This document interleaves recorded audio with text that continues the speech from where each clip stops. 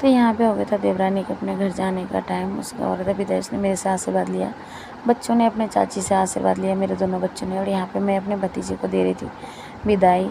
और इन बच्चों को देख करके ना बहुत मन अंदर से दुखी होता है। और भगवान जी से एक ही प्रश्न था कि भगवान जी क्यों आखिर इतनी इन बच्चों में मासूम की क्या गलती थी जो इतनी बड़ी सज़ा दी आपने इन बच्चों के लिए। सिर से बाप का साया हटा दिया आपने। क्या कसूर थी इन बच्चों की जो इतनी बड़ी सज़ा दे दी आपने। तो मन में बहुत सारे बातें चल रही थी इन बच्चों को देख करके। जब ये छोटा था ना बहुत ही सुंदर था, गोल मटोल सा था। तो ये ना बाप नहीं रहता तो बच्चे का अंदर से टूटा हुआ रहता ही है। तो यहाँ पे दरानी आ गई थी मेरी चाची से आशीर्वाद लेने के लिए। और चाची यही कह रही थी कि और रुकोगी नहीं।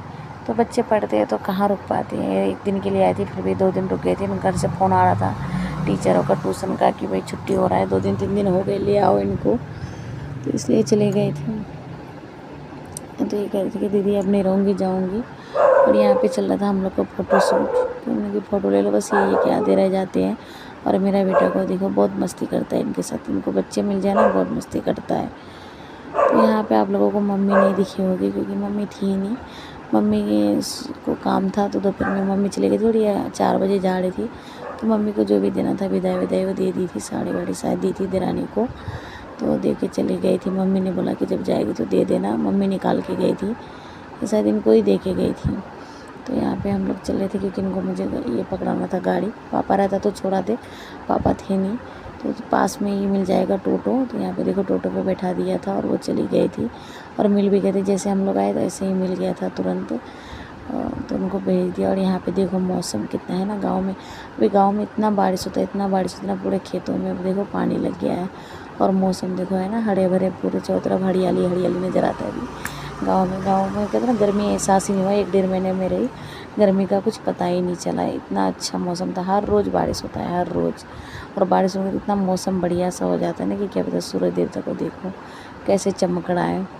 और ये जो देख रहे हो ना, ये इतना बड़ा सा मैदान, ये है कब्रिस्तान। तो पहले ये खुला रहता था, एक ग्राउंड नहीं हुआ था कुछ, अभी हो गया है। और यहाँ पे देखो बकरी को देख करके मेरे बेटा, इसको बकरी से इतना प्यार है ना कि क्या ही बताएं। जहाँ बकरी मिल गया वहीं भागेगा बकरी के पीछे। जब छोटा था तो और ज़्यादा करता था। छोटे जो बच्चे होते थे ना बकरी के 1-2 महीने का, उसको तो छोड़ेगा नहीं, गोदी में उठा करके रहेगा। और इस टाइम ये मुझे कहता था कि मुझे वही छोटा वाला बकरी का बच्चा ला के दो, मैं उसके साथ खेलूँगा। एक बार 1.5 साल का था, इसने रस्सी बैठा लिया था, बकरी के पास चला गया था और बकरी घूम के इसको पैरों पर रस्सी बैठा था। आज भी वो निशान है इसके पैरों में। तो वही कह रहा था मुझे चाहिए। मैंने कि कहाँ से ला के दो, अपने नानी का बकरी बड़ा हो गया है, कुछ भी खाने को तो ना बकरी को ले आके